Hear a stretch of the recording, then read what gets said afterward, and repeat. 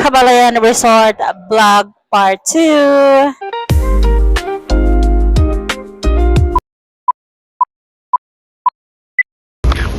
Diba?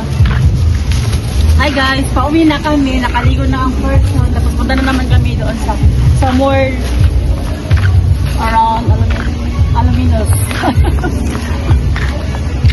Para pumunta saan? Alaminos. Bakit tayo pumunta sa Alaminos? Swimming? Saan? Sa Bulinaw? Wow. City.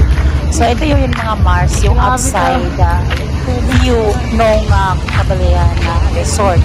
So ang sobrang lawak ng ano nila Mars, yung area nila. Ayan yan sa labas. So pwede kayo dyan kung meron kayong plano mag-accommodation, hotel. And of course, kung may wedding, ganyan mga Mars. Ang ganda.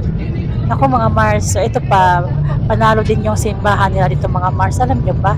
Ito yung ancient na simbahan na nakikita niyo sa Google. Nag-visit kami mga Mars. Ito yung parang trademark ng Pangasinan, yung kanilang ancient na church. Pumasok kami sa loob mga Mars. Ang oras nito na sa mga 9 o'clock na ng gabi. Tingnan niyo mga Mars, yung pagkagawa talagang halatang ilang dekada na yung pinagdaanan ng simbahan na to, but still standing mga Mars. Sobrang tibay ng nila, ng paggagawa ng simbahan na to.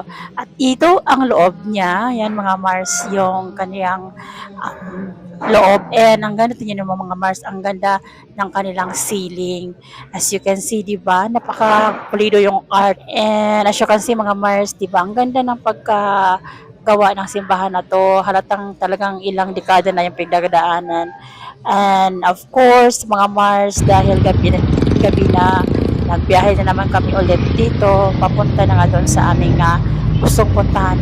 And before that, mga Mars, tingnan nyo naman, ang ganda na kanilang pa-decorations dito, mga Mars. Only in Pangasinan. And of course, mga Mars, nandito na tayo sa ating lugar. Yan. So, power na tayo mga Mars. And of course, salamat sa inyong panonood. And if you like this video, kindly like, share, and subscribe. At to my channel. Love you.